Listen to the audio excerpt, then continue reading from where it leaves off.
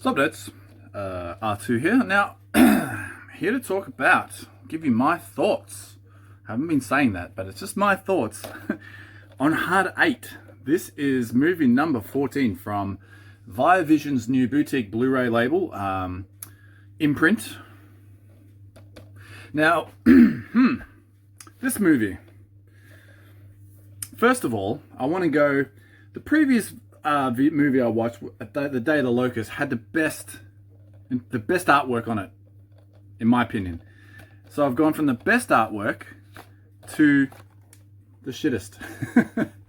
I mean, I suppose there's not really much they can do with it, but it's just so boring. It's very boring. But anyway, this movie, again, I didn't know anything about it. It's a P.T. Anderson picture. I've heard of him before, so I actually did a little bit of research. I put my librarian skills to the test and popped his name into Google. I didn't even do that. I just asked my phone. I was like, hey, Google. So that's how, anyway, $10,000 to be able to do that, you know. Anyway, I haven't seen any of his movies. I've heard of some. I couldn't tell you any now, but yeah, I haven't seen any of his films before, so I didn't know what to expect in terms of the way he was making this film. It's very weird. At the start, you know, I like the camera shots he was using, like the straight on where they're talking to each other, but they're talking directly to the camera. And I like how the camera sort of follows the person and focuses on the other person and doesn't while the other person's talking, sort of thing. I don't know the terms for those. I'm sure they're much smart. Excuse me. Sure, there are much smarter people out there that know the proper terms for that. But I like that, and it was sort of only noticed that at the start. Now, when the movie started, I was like, oh yeah, this is pretty good. Looked awesome. Looked fantastic. This is a 1080p presentation of the film. Looked unreal. It looked so much better than The Day of the Locust. Now, this was from 1996, and granted, Day of the Locust was from 1975.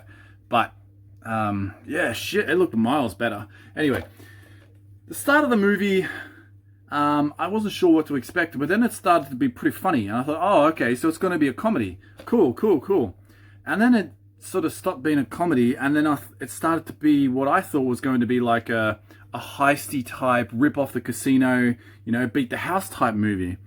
And then I was like, oh yeah, okay, well, you know, might be all right. So I was getting into it, and then it started to be not about that at all, and then it started to be like you know, what happens in Vegas, sort of, what's that? I can't think of the name of that movie, but, you know, some shit goes down, and I thought, oh, shit, some bad shit happened in Vegas, but it wasn't even Vegas, it was New York. They're going to try and cover it up, and it's going to be like a situational thing where it just keeps getting worse and worse and worse and worse, and things keep getting worse, but then all of a sudden it gets better by the end. I was going to be one of those films, but then it stopped being one of those films, and then it was like a thrillery sort of twisty type thing at the end, and it was like a mind blow type film. I was like, oh, okay, and then the movie just ended. So I don't know what type of movie this is. Yeah,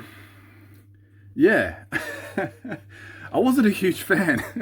I didn't really like it. Performances were good. Performances are really good. John C. Reilly. I haven't seen a lot of his sort of more straight films. I don't know if he's even done any sort of straight films. Like, ever since Step Brothers, I think that's all he sort of really just gets typecast to do those sort of comedy roles. Gwyneth Paltrow is always good. I think she's better in film than out of film, if you know what I mean. And who's the Philip Baker Hall? I don't know who that is. Yeah, he doesn't sound familiar. Samuel L. Jackson was great. He was pretty funny at the start, and then he just sort of, I mean, he just plays Samuel L. Jackson, you know, which is not a bad thing. But I just couldn't stop seeing him as like as a fucking Nick Fury. He's just always going to be Nick Fury for me now. It doesn't matter what I see him in. But yeah, it was okay. It was alright. It wasn't for me though. I'm sure P.T. Anderson's other films are shot very similar. I may hunt one down and check it out one day, but unless maybe Imprint will pick it up and then I'll watch it that way. But I'm in no rush. But it was interesting enough I don't understand gambling terms, so I don't know where the hard eight comes into it, or where how that. I know it was a craps term to get like two fours. I'm pretty sure, but I don't know how that sort of makes reference to the movie. Yeah, maybe someone could tell me in the LC section, because I'm not going to rewatch it. I'm not going to research it. And just, yeah. Sorry about that light too. It's weird.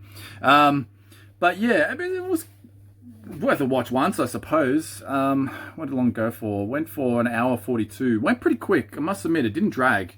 So, I mean, that's always good. Didn't drag as much as the second half of the last movie. But yeah, so I guess that's got one thing good going for it.